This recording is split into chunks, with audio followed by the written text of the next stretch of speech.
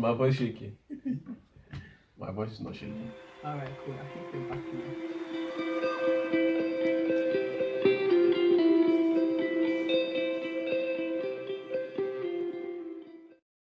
Right, hello. Right. Hello.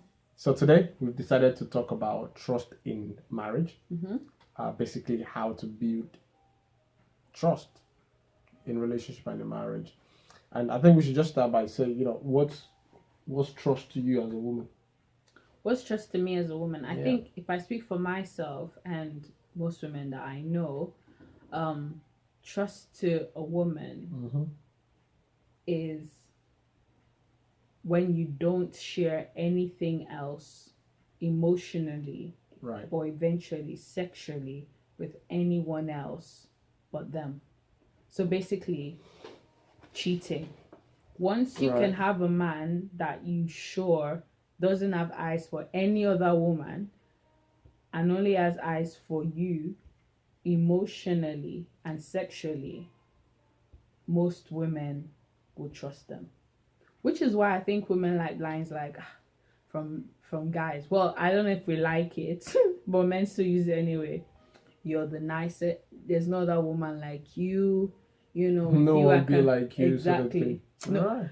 I can't be. There's no one else like you. You're the most beautiful woman on the earth. We just like to know that You're the center of we are the one Interesting. sort of thing. So I think that's what trust means to me, and I'm sure most women would be able to relate. So if a woman finds their partner, the spouse, sort of pouring out to another woman about how he feels or how difficult his day is, That's cheating. I'm sorry. That's proper cheating. That's cheating, because I remember we had a little bit of an issue like that before we got into our relationship. Yeah. And I felt so hurt. Like, why would you be going to that person to share how you feel? And I was just talking to a friend. I'm your friend. A church friend, for that matter. I'm your friend. No, because the thing is, let's be real, with men, once they have that person that they can put their head on their lap, a bit like Samson and Delilah, once that takes place, it's only a matter of time before the woman has access to everything they have, else. even their secret. So It's true. yeah, I think that's what cheating is to me, and I think most women will agree. I have to agree, because similar for a man or for a dude, because I don't think any man would like to see his wife putting her head on the lap of another man. Or telling him how tired she is, or how, because we just believe that men, they will just take advantage of you at best, So I think it's probably, for lack of a better word, I would say it's very the same for a man. So let's get into it. Let's discuss like 3 ways or 3 things, however you want to call it. 3 important things. First of all is accountability, which Right. is when you say exactly what happened. You say the old truth, nothing but the truth. The truth, right? the old truth, Yes, and nothing but the truth. Yep. And then there's accountability. There's transparency. So transparency is saying why you did it, Yep. what you were thinking, would you do it next time, stuff like that. So the matrix behind what happened. And then there's communication, actually saying it to your spouse. Yeah. And communicating it effectively as well, without making them feel like, well, I've told you now, so don't judge me. Don't judge me. This I wonder who says that. This happened. So those 3 things. But wanted to make it more practical and share with you guys things that we do in our marriage that helps us trust each other. Yeah. Because no matter how long you've been married, trust is something that's you so still have fragile. to work at it, because you can easily lose it. I think there was a point that we lost trust with each other, and we literally had to rebuild it based on an event that happened, and you're like, wait, but I thought you would never do something like that. I can't believe you did that.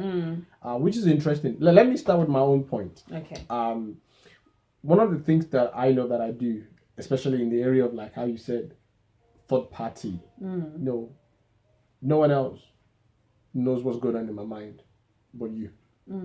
Right?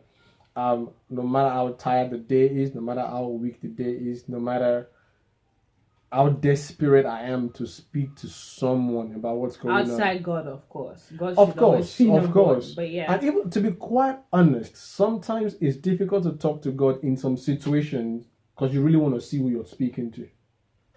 You might not agree with that, but sometimes you just want to be like, you know what?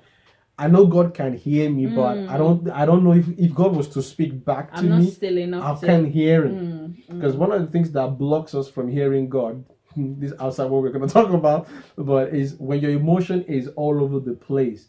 God can be screaming all you want, you might not hear it.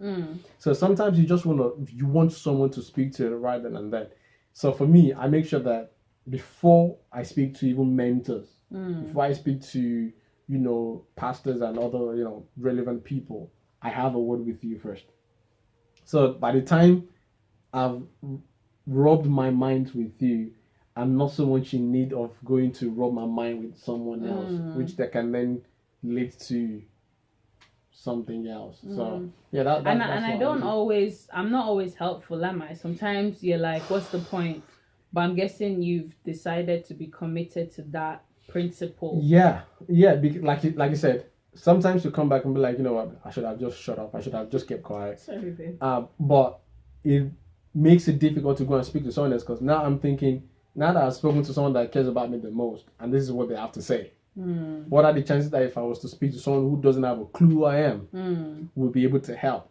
And I actually want help as opposed to just someone say, "Oh yeah, right." So that's true. I find, personally speaking, I hate people patronizing you when I talk. So that helps me to maintain that principle, basically. Awesome. Well, for me, I think it's the fact that we have each other's passwords. So you have my password. You have mine as well. You I just can't decide remember. not to remember it. Yeah, sometimes people get a bit not upset, but sometimes they're not aware they're speaking to me when they're speaking to him on Facebook. Should this be going on? Even on phone text messages, I can unlock his phone, he can unlock my phone. Even our parents sometimes, except it's our voices, they're not quite sure who they're talking to, because there's no password. I can look through his text messages without, he doesn't even know when I look through his text messages, and I have he doesn't really care, and vice versa. I don't care. I can leave my phone anywhere, and not feel like there's anything. I think for me, if I was in a marriage where my spouse was guarded with passwords and stuff like that, it would hinder my ability to trust. Well, I've got a question for the brothers. If you've got nothing to hide, why you guarding? Basically, it raises suspicion, doesn't it? It does, and even if there's nothing there, it still makes the other person feel like there's a distance between both of you, and just a bit extra. Sometimes it's hard to be intimate as a woman with a man that you feel like is holding something back from you. Yeah. So yeah, I'm not a woman, but I can completely, because sometimes when you think about it psychologically, you can just picture it. If someone is holding something back from you, but they want to get close to you, you're like, wait, hold on a second. Right. My other point, point to helping building trust would be, you know where I am, at what time, how long I should be there for, and when I leave where I am, where am I going next? You know roughly how long it should take me from work to home, how long it should take me. Anytime I'm not with you, basically, you can almost say this is where it is, and you often know the route I will take as well. Yeah, you're quite good with that. Yeah. So I think that helps in building trust as well, because it's almost like it helps with transparency and openness as well. Like, this guy is not run. And just to point out, I don't think, you can correct me if I'm wrong, I don't think it's that you're putting a tag on me like, I don't want him to run away, I don't want him to cheat on me. No, not at all. I just want to know where you are, what you're doing, because I care mainly, and then also because I just want to know why you're so far away. When are you gonna be back? Sort of thing. I like to tell people that, I like to share with other men that you took on this woman from being single into your house.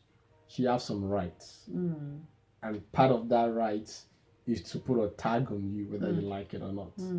You know, God forbid, let's say I was to go to the corner shop or something, and what should take 5 minutes is taking an hour. What if someone had shot you down or used baseball bat, or you've got a punctured tire or something? Anything can happen, basically, and she needs to know what's going on. So generally, just to add to what I just said, if I was to be somewhere and I'm taking longer than expected, there's a reason why you have a telephone, text, call, let you know what's going on. Awesome.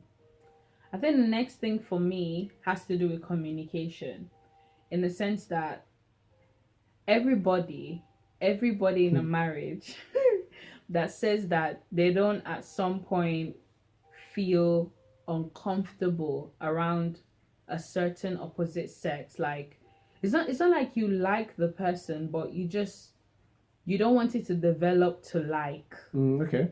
You know, so with every time that happens with me, which is very few times, I communicate it with him. Yeah. I say, I felt uncomfortable being around this person. I didn't like the fact that person felt like they were comfortable enough to just come up to the house while you're not at home, or you know, whatever it is. I raise up the alarm bells and I communicate it with him immediately. Yeah. And thankfully he doesn't go, oh, so do you like the person? Do you want to be with that person? No, I'm secure in who I am. He doesn't do that, which is good. But if you had a spouse that, you know, didn't give you that room to express the fact that, for example, he comes up sometimes and is like, boy, you know, plead the blood. You know, women are not dressing properly these days. It's you know, true. It's true. And at first I used to think, what are you trying to say? Are you trying to say that, you know, you saw something you liked? You know, how dare you see something you like? You know, this is the only thing you're supposed to like, sort of thing. Well, it's the only thing I like. Just to put it out there, it's the only thing I like. Okay. But I eventually got to realize that he's just voicing it out, and obviously, he's voicing it out, and that made me more comfortable, and it also made me trust you a whole lot more. Yeah, I think that's a very, very key. Just to write on your point a little bit, I think that's a very, very key point, because I'm of the opinion that whatever we don't say that we try to deal with on our own is going to eventually blow up.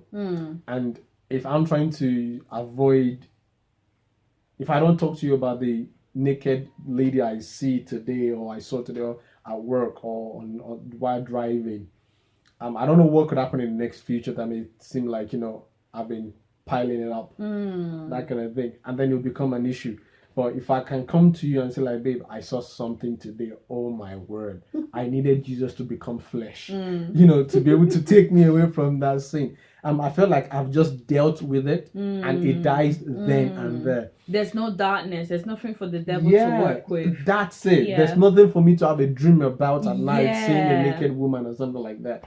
My next point really was the final one is this. I don't stay in a room alone with any opposite sex. Even at work, initially I was thinking, how will I do it at work? My manager's a female, although she's like, I might as well be her son, but still, she's a female. Okay. So I was thinking, just excuse and stuff like that. But the more I began to think, if you bend a little rule, before you know it, you'll be lying to your wife. Before you know it, you'll be cheating on your wife. And before you know it, you start to defend what you know to be wrong. So I thought to myself, we're not having a meeting alone. I need another person to be present. So now at work, whenever they want to see me, there's two managers involved that want to see me, and even the same thing at church. We don't have to be alone in a private room. You need counseling and stuff like that. You can talk about it in the back of the auditorium, that kind of thing. And people talk about, privacy and things and stuff like that. Your privacy is important. The privacy of other people is very, very, very, very important. But my sanity is equally precious. And Life or death. exactly. After I save your situation, my marriage will be the next thing to be saved. So, It's true. it's very key to me that I don't stay in a room alone with an opposite sex. And now in a generation where even gay folks are there, brothers gotta be careful the way you hug. Personally speaking, I don't like hugs anyway. I was just gonna go on. My next point was gonna be physical contact. I don't see why there needs to be any physical contact between me and a full-grown male. There's no reason why there should be.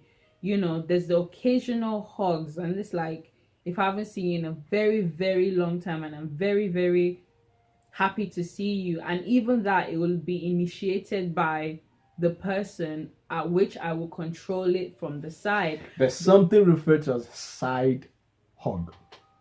Yes, there's the side hug. Let's show them the side hug. That's the side hug. Across the shoulders, on see the fingers back. there.